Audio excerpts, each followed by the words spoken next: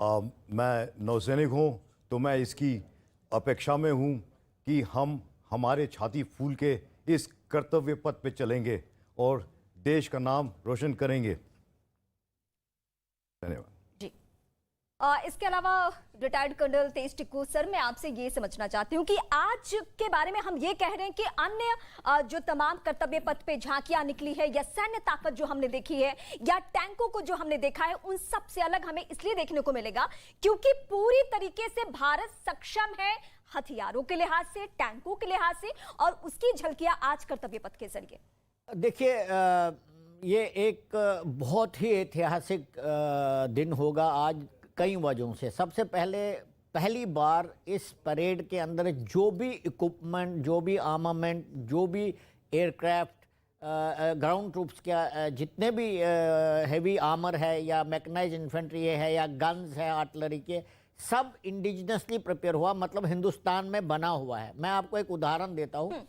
पहले हम जो फायरिंग होती है, जब गन सल्यूट होता है, प्रेसिडेंट जब आते हैं मंच के ऊपर, वो हम 25 पाउंडर यूज़ करते थे, लेकिन पहली बार हम 105 millimetre Indian field gun use कर रहे हैं। तो यहाँ से लेकर जो हमारे टैंक हैं और जो हमारे मैकेनाइज्ड इन्फेंट्री है, जो हमारे आपके रडार इक्विपमेंट दिखेगा, हर एक चीज़ भारत में बनी हुई है।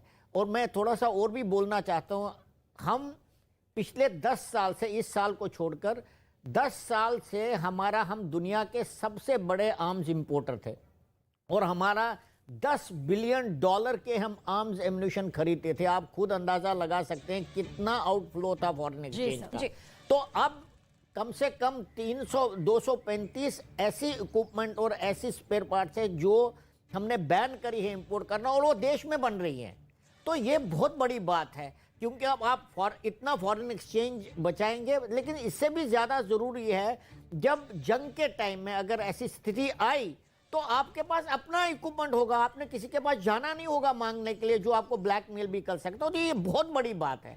दूसरी बात मैं ये कहना चाहता हूँ कि कई सालों के बाद इजिप्शियन प्रेसिडेंट साहब जो हैं हमारे इस मौके पर एक अतिथि बनकर आ रहे हैं, और आपने देखा होगा जब प्रेसिडेंट नासिर साहब थे वहाँ पर हुकूमत कर रहे, आज से कई साल पहले, 30-40 साल हो गए तब, और उस टाइम के जवाहरलाल नेहरू और नासिर साहब और प्रेसिडेंट टिटू के बीच में इतना ज़बरदस्त समन्वय था कि नॉन अलाइंड मूवमेंट के वो लाइट्स बनाए जाते थे।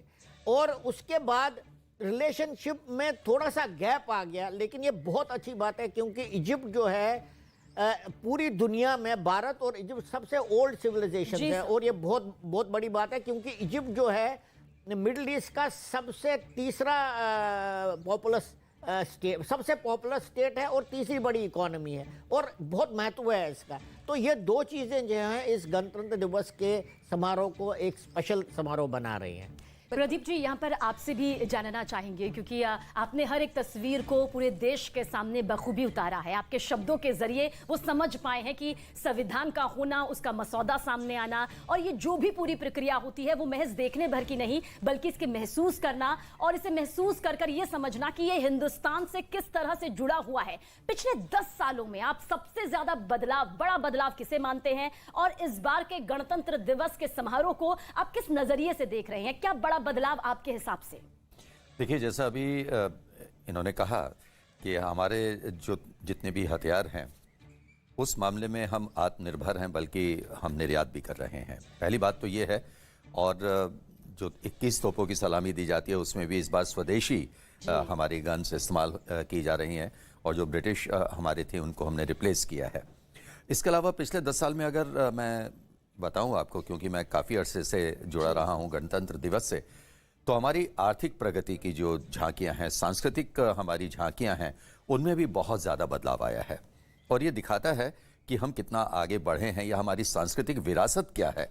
ये एक बहुत बड़ी बात है जिससे आजकल के हमारे बच्चे, मुझे लगता है, थोड़ा सा दूर हैं, और ये एक कोशिश की जानी चाहिए, क्योंकि हमने अक्सर देखा है कि 15 अगस्त हो, 26 जनवरी हो, उसी दिन या तो सोसाइटीज़ में प्रोग्राम्स होते हैं या स्कूल्स में प्रोग्राम्स होते हैं। तो अगर आप आज बच्चों से पूछें तो वो ये नहीं बता पाते कि उन्होंने गणतंत्र दिवस परेड में क्या देखा, क्या पाया, क्या महसूस किया। अभी हमने ये भी बात की कि हम इसको महसूस करते हैं, इन पलों को। मुझे लगता है कि शब्द हमारे पास इतने नहीं होते कि हम उन्हें व्यक्त कर पाएं कि एग्जैक्टली हम क्या महसूस कर रहे हैं। तो ये महसूस करवाना बहुत जरूरी है, बच्चों को भी, हमारे युवाओं को भी। कि ये महज झांकियां नहीं बल्कि हिंदुस्तान की बिल्कुल। गौरव गाथा है। और जब आप कर्तव्य पथ पर आज की भी परेड देखेंगे तो आपको ये महसूस होगा, जब एक एक झांकी निकलती है या हमारे जो मार्चिंग दस्ते हैं वो निकलते हैं, टैंक्स निकलते हैं और दूसरी जितनी भी हमारी उपलब्धियां हैं, जब वो कर्तव्य पथ पर निकलती हैं तो उस वक्त मन में सिर्फ यही आता है कि वाह, ये है हमारा भारत। और सबसे रोमांचक रहता है फ्लाई पास्ट, जिसका मुझे लगता है कि हर देशवासी इंतजार करता है। और सांस रोक देने वाले करतब जब हम देखते हैं तो उस वक्त खुद ब खुद हमारे हाथ तालियां बजाने पर मजबूर हो जाते हैं और हमारा सीना गर्व से और फूल जाता है।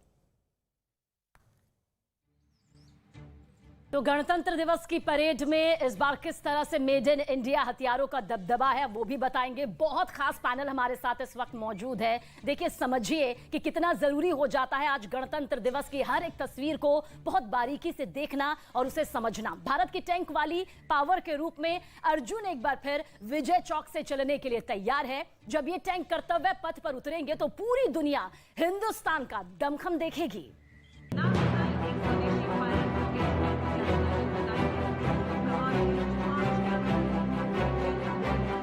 2023 में अर्जुन ने अकेले इस परेड में बड़े हथियारों की कमान संभाली है।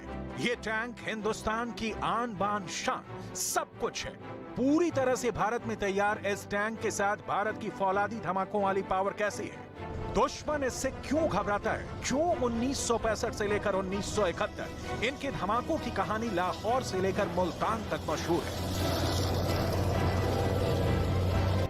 इस टैंक की खासियत, इस टैंक की तकनीक, इसकी पूरी डिटेल आपको बताएंगे। फिलहाल टैंक की अहमियत समझनी है तो आपको यूक्रेन के युद्ध को भी देखना होगा, जहां इस वक्त रूस को काउंटर करने के लिए ज़ेलेंस्की की सबसे बड़ी डिमांड टैंक ही है।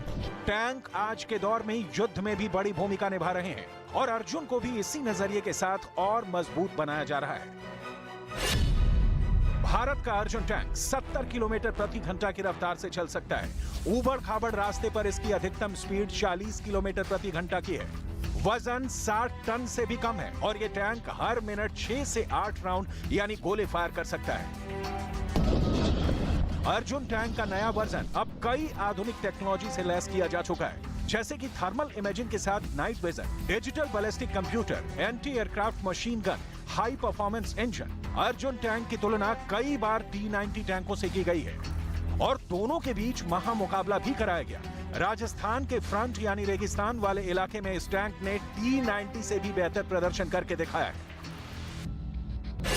भारत के पास 4000 से ज्यादा टैंक हैं और इनमें सबसे ज्यादा तादाद T-72 टैंक की है, यानी करीब 2500। भारत के पास करीब 1500 T-90 टैंक हैं, जबकि अर्जुन टैंक की तादाद 124 से 150 के आसपास है।